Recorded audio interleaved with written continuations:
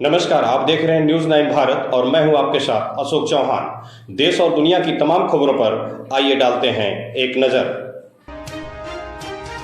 कोविड-19 के नए वेरिएंट ने भारत में दी दस्तक।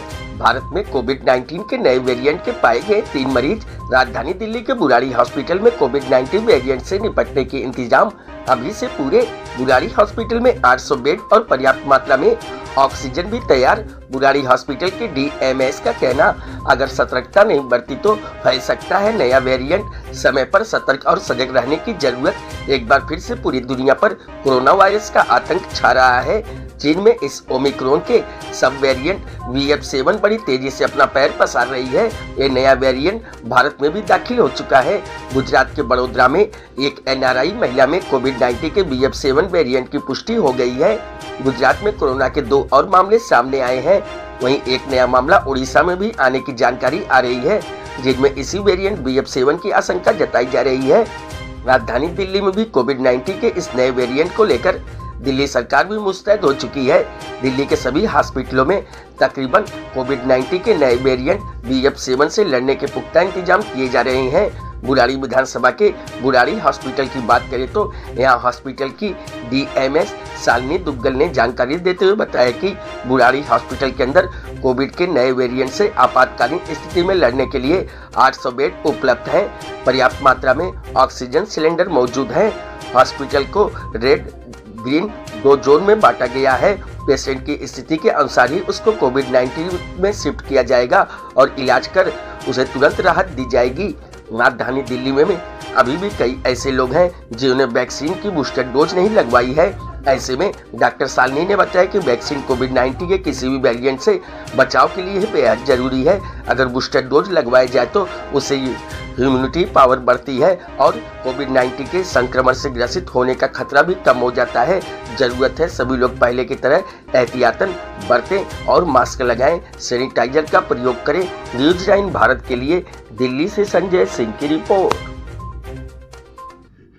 और उस समय वहाँ पर बहुत ज़्यादा लोग परेशान हैं कोविड नए वेरिएंट को लेकर के। इंडिया में भी 3 केसेस नए आ चुके हैं और दिल्ली की अगर बात की जाए तो बुराड़ी हॉस्पिटल जहाँ पर लगभग सभी सुविधाएं थी और सबसे पहले यही हॉस्पिटल है जहाँ पर ऑक्सीजन से लेकर के सभी तरीके की चीज़ें थे।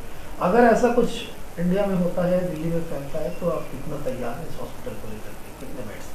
हम तैयार हैं। हमारे पास 800 बेड हैं जो डेडिकेटेड कोविड हुए थे, जिसमें से 100 ICU के बेड्स थे और 700 बाकी थे। हमारे यहाँ जितने भी बेड्स हैं उन सब पे ऑक्सीजन के पोर्ट्स लगवा दिए गए हैं। अगर ज़रूरत पड़ती है तो हमारे पास हर पोर्ट से ऑक्सीजन अवेलेबल है। हमारे पास यहाँ पे 9 किलोलीटर का ऑक्सीजन, लिक्विड ऑक्सीजन है, जिसके थ्रू वो पाइपलाइन के थ्रू ऑक्सीजन हर बेड तक पहुँच सकती है। उसके अलावा हमारे पास सिलेंडर्स हैं बहुत सारे, 1500 बड़े वाले हैं, दूसरे छोटे वाले भी हैं ट्रांसपोर्ट के लिए। तो वो सारे हमारे पास अवेलेबल हैं, हम उनको टाइम टू टाइम पूरा रिफ़िल करा के रखते हैं। फिर हमारे पास 3 प्रेशर स्विंग एड्जॉर्प्शन के नाम से वो ऑक्सीजन जनरेटर सेट्स होते हैं जो एटमॉस्फेरिक ऑक्सीजन को मेडिकल ऑक्सीजन में कन्वर्ट करके पेशेंट तक पहुंचाया जा सकता है। तो ऐसे हमारे पास 3 प्लांट्स हैं। तो हमें नहीं लगता कि इस समय अगर ऑक्सीजन की कोई प्रॉब्लम आती है तो बुराड़ी हॉस्पिटल में वो प्रॉब्लम आएगी, बिकॉज हम उस हिसाब से पूरे तैयार हैं।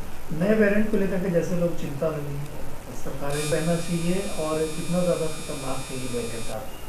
देखिए, फैल तो ये सकता है क्योंकि और ये मौसम भी है, तो कोरोना वायरस तो अब हर ऐसे मौसम में, सीज़न में पहले भी कोरोना वायरस के केसेस आते थे, फिर ये कोविड ज़्यादा सिवियर हो गया था। अब ये ओमाइक्रॉन का वेरिएंट है जो फैला हुआ है, तो ओमाइक्रॉन को हम पहले एक बार झेल चुके हैं एक वेव में, तो ये उसी का ही एक सब लिनिएज है जो एक छोटा वेरिएंट है। तो ये उससे थोड़ा बहुत ही अलग होगा। तो मैं ये मानती हूँ कि शायद हमारी हर्ड इम्यूनिटी इस टाइम पे पहले से मच बेटर है। तो वो प्रॉब्लम अभी शायद बाकी सब जगह नहीं होगी जहाँ इतने सर्जेस आ रहे हैं, आई डोंट नो। बट हमारा, क्योंकि हम पहले इस वेरिएंट को, एक मेन ओमाइक्रॉन को झेल चुके हैं, तो शायद इस समय हमें इतना ना हो। फिर भी सतर्क रहने की डेफिनेटली ज़रूरत है क्योंकि फैलता तो ये है। अगर हम इम्यून हैं तो दूसरा हो सकता है ना इम्यून हो, तो हमें अपने लिए और दूसरे के लिए मास्क तो पहनना चाहिए ताकि हम इसकी ट्रांसमिसिबिलिटी को रोक सकें। बेड्स आपने बताया 800 बेड हैं, उनमें से कितने बेड अभी कोविड पेशेंट्स के लिए ही प्रॉपर डेडिकेटेड हैं? अभी हमारे पास अभी तो हमारी नॉन कोविड सर्विसेज चल रही हैं, तो जैसे ही सरकारी आदेश आता है हम 800 तक सारे बेड्स अपने कोविड को डेडिकेट कर सकते हैं। तो मैम अभी भी कई ऐसे लोग हैं जिन्होंने जब बूस्टर डोज आई तो वो नहीं लगवाई। ये जो वैक्सीन है और बूस्टर डोज है, इनका कितना ज़्यादा इफेक्ट करेगा इन वेरिएंट से बचने के लिए? देखिए जो तो वो नहीं लगवाई। ये जो वैक्सीन है और बूस्टर डोज है, इनका कितना ज़्यादा इफेक्ट करेगा इन वेरिएंट से बचने के लिए? देखिए जो मेन है इसके अंदर वो स्पाइक प्रोटीन के अगेंस्ट हैं मोस्ट ऑफ द वैक्सीन। जो हमारी कोवैक्सीन है वो किल्ड है तो उसमें सारे एंटीजेंस हैं, और जो कोविशील्ड है वो स्पाइक प्रोटीन के अगेंस्ट है।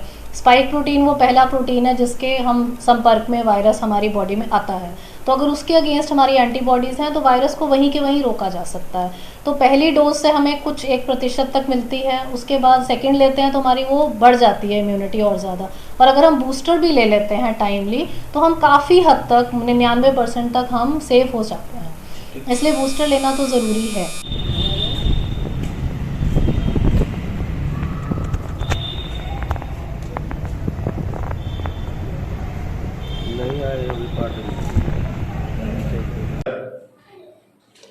यहाँ खबरों का सिलसिला कभी नहीं थमता, सिर्फ और सिर्फ बने रहिए न्यूज़ 9 भारत पर। अब चाहूँगा इजाज़त, नमस्कार।